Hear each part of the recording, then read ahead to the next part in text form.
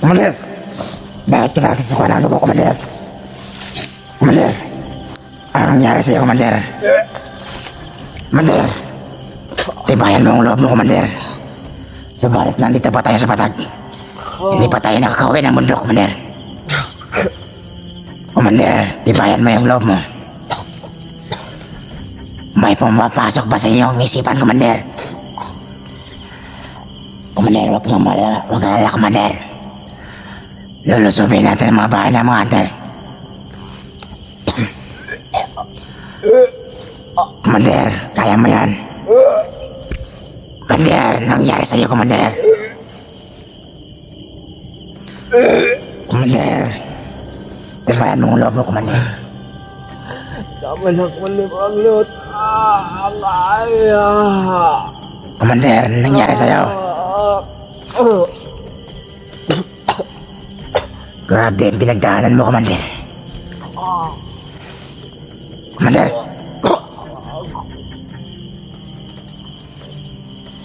Commander. Baka maubos ang iyong dugo, Commander. Kailangan na nating lumaban. Bagnot, tama na. Sobra na yung paghihirap mo sa akin, Commander Bagnot. Ano bang sinasabi mo, Commander? Subalit ang nating Panginoon sa Commander Bagnot. Tibayan mo ang iyong dibdib, Commander. Lulusubin pa natin ang mga bahay ng mga hunter. Commander. Bumalik ka na ba dati, Commander? Dito pa tayo sa bata, Commander. Puntahan natin yung bahay ng hunter. Sige, Commander. Ngunit hindi tayo nakapasok doon. Oo nga, Commander. Dahil may tinanim yung bahay nila. At uminit yung katawan ko. Hindi tayo basta-basta makapasok, Commander, dahil may mga aso. Yeah. May araw din sa atin yung hunter na yan.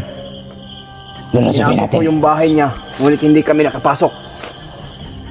Dahil sa mga tinanim sa bawat paligid niya kanyang bahay niya.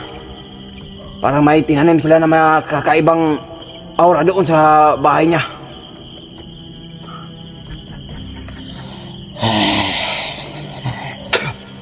Masyado na mga pasaway ang mga hunter ngayon, Commander. Masyado Kailangan na. Pinapahihirapan na tayo nila. Oo nga, Commander. Kailangan natin maging matibay sa ating mga kasamahan. Kaya nga, Subalit hindi pa rin. gagawa tayo ng paraan upang mapasok natin. Gagawa tayo, Commander. Kaya ngayon, dahil hindi tayo nakapasok doon dahil sa kakaibang nakalagay doon sa kanyang bahay. Kung hindi natin Parang kaya, meron silang tinanim doon.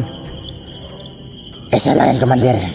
Kapag hindi natin kaya, pasabugin natin ang mga bahay nila. Subalit walang matitira sa kanila. Hindi tayo basta-basta makapasok. Pero babalikan natin. Pabalikan natin yan, Commander. Babalikan natin yung bahay nila. Hindi tayo pwede maging walang mapatay sa kanyang mga pamilya. May bahay tayong pupuntahan ngayon. Saan tayo, Commander? Lakbay tayo. Bahay ng isang hunter na may dalang bandana. Sige, Commander. Pupuntahan natin doon. Kung yan ang sinasabi mo, Commander, susunod ako sa inyong utos. Yung mga aso natin dyan, okay lang na dyan. Oo, pinasabihan ko, Huwag Commander. kayong magkumpiyansa dahil maraming mga hunter dito. Sana makuha natin ang ating gusto, Commander. Kailangan natin na mabihag yung bawat pamilya sa kanila. Hindi tayo pwedeng bumalik sa bukid kung wala tayong matulak sa kanyang mga pamilya. Kailangan may pumugot sa kanilang mga ulo, bawat isang pamilya. Kailangan natin na makakuha tayo sa kanila dahil ay utos ng aming Panginoon. Dapat lang ay si Commander Bagnot ang nagpapasahod sa amin. Agay. Anong nangyari sa'yo, Commander? Ipaglaban mo ang iyong sarili, Commander. Subalit lang, may pumapasok ba sa iyong isipan, Commander? Tama na, Commander. Agay. Tama na, agay. Maghihirap mo sa akin, Commander. Ano bang sinasabi mo, Commander Julius?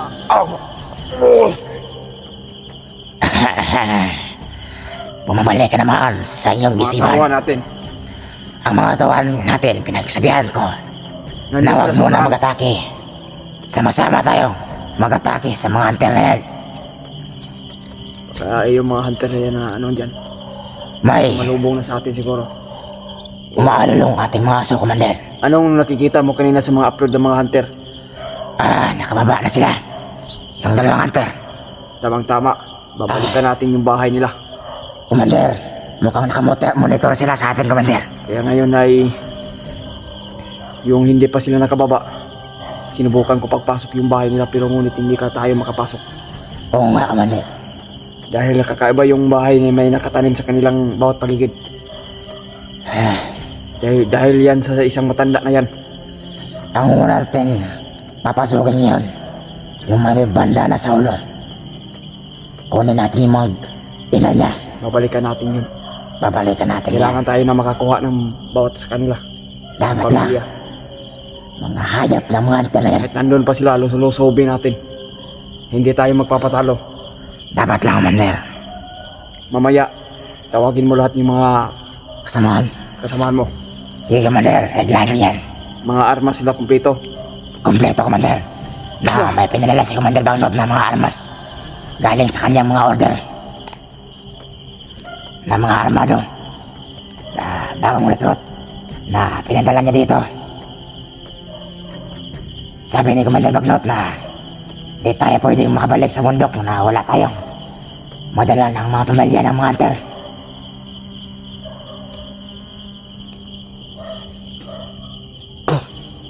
Kaya iba yung mga hunter na yun ngayon. Kung hindi lang dahil sa matanda na yan,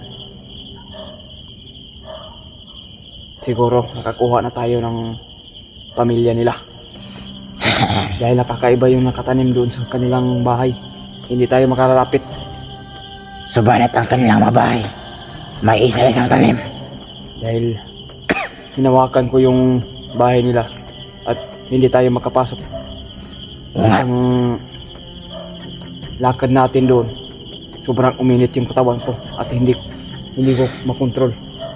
Kontrolin naman natin ang mga tao natin, Commander. Kaya nakakaiba talaga yung aura doon sa bawat paligid nila. Anong naramdaman mo, Commander? Kaya hanap tayo ng tsimpo. Nagawa natin ng paraan na makapasok tayo doon. Kahit nandun pa yung hunter na yan. Alam ko, Commander, hindi pa yun natutulog mga hunter.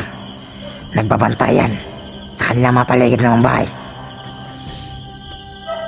Dahil alam nila na baba tayo ng bundok.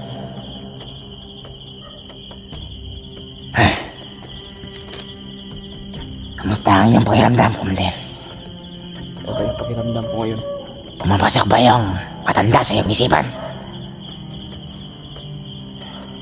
Dapat naman matanda na yan. Pinag-aagawa na yung katawan ko. Dahil sa kanila. Huwag kang magpadala sa iyong emosyon, Commander. Huwag kang mag-alala.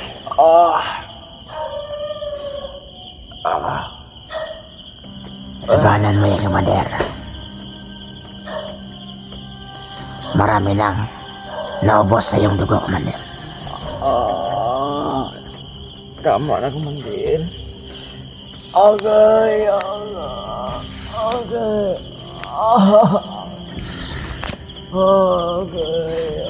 Commander, ibayan mo ang loob mo.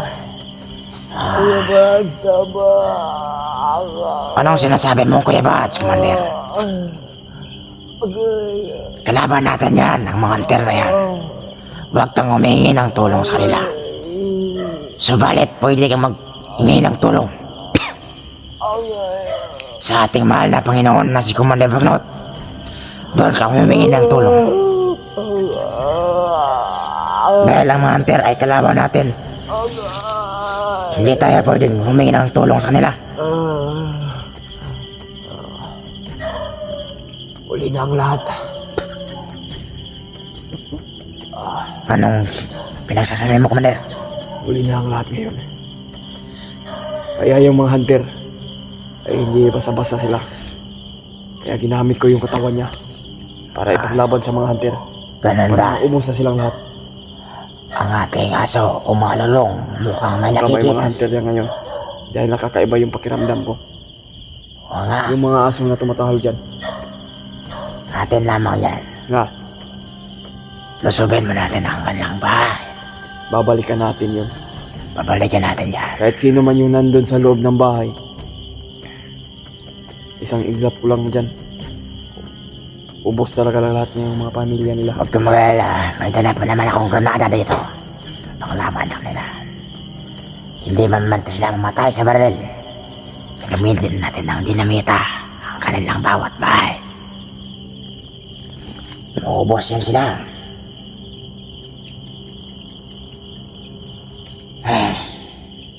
Subalit may natira pang hunter sa ating bukid, Commander. Hindi pa sila nakababa. Una natin target yung mga pamilya nila. Mukhang papalapit sa ating mga aso. Mukhang may naramdaman sila. Parang may inaamoy yung aso natin. Oo nga, Commander. Amoyin nyo.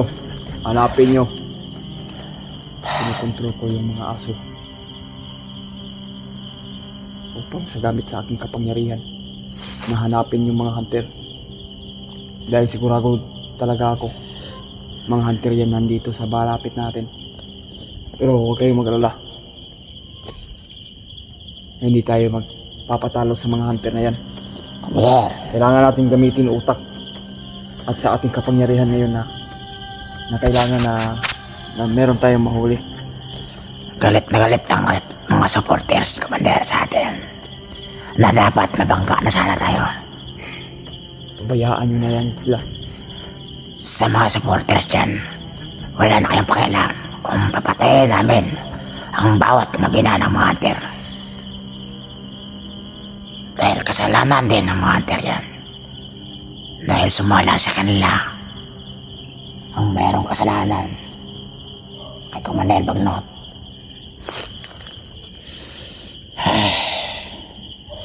Di lang tumahimik ang ating isang aso dyan kanina at tumalis, Commander, dahil inutos mo. I-upload mo mamaya yan. Sige, Commander. Yung video na... Ano yan? Video yan? Video ito, Commander. Para malaman ng mga hunter kung saan nilang tapang ngayon. Hindi tayo titigil hanggat wala tayong makukuha sa kanila. Nagmamasid yan, Commander, dahil nakamonitor sila sa atin. Pinabantayan nila ang kanilang mga pamilya. Kunin natin kaya ang anak nila, Commander. Hindi lang anak, pati na rin yung mga pamilya nila, lahat sila. Kung sino man yung nandun sa bahay. Mabuti, Commander. Uhulihin natin. Huli natin. Kung maglaban sila, ay patay sila. Patayin natin ang bawat isa, Commander. Oo. Ang importante, makakuha tayo ng pamilya nila. Lalo na yung pasawain na mayroong bandana, Commander. Yan ang pinakamatapang sa kanila. Yung dalawang Bandana sa ulo magkapatid na niya yan. may ang sabi ni Commander Bagnot sa akin. Kapag yan natin nakahuli natin, Commander. Malaki Palagi pa talaga huli. natin natanim ni Commander Bagnot sa kanyang utak. Yan dapat natin. Pinagpagplanuhan na yan. Dahil ang mga hunter na yan ay sagabal lang sa kanyang mga...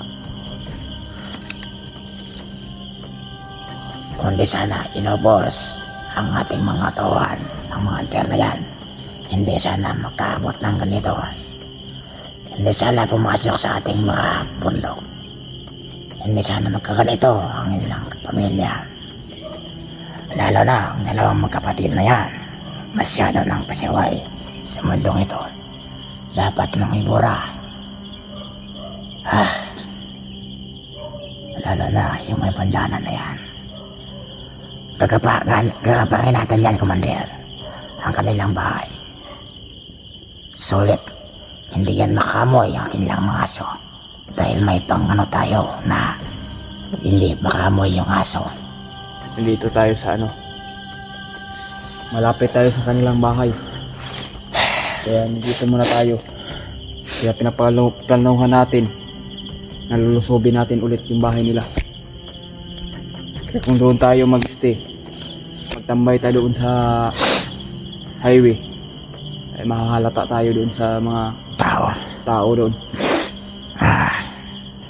Diyan, kalsada na yan sa unahan. Sulit. Diyan naman tayo dumaan kanina. Malapit lang yung mga bahay nila. Alam na natin sa mga monitoring. Kunti lang dumadaan ng motor, Commander. Ang mga hunter na to, masyadong mautag. Kaya tumago muna tayo upang magpaplano. Dahil hinihintay natin yung ibang mga tauhan ko na pinadala ulit ni Commander Bagnot. Ang mga ating mga tawan kay Commander, kumilos na sila. Umilos na nga ngayon sila. Pero, Ano may sabi ni isang... Commander? Ay, yung mga kasamahan mo kanina na saan sila pupunta?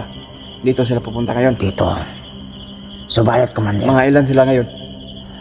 Marami, Commander. May mga, Mas pa sila. yung narinig ko kanina ng mga balita doon sa mga kasamahan mo, may mga nasa gupa doon sila na hunter at kasama daw yung tridor. Oo, Commander. Baka Jo yun, na tridor, nagkasama sila. Si Jigjo nga, Commander. Mamaya, tawag ka mamaya. Tawag Hanap ako. ka ng signal.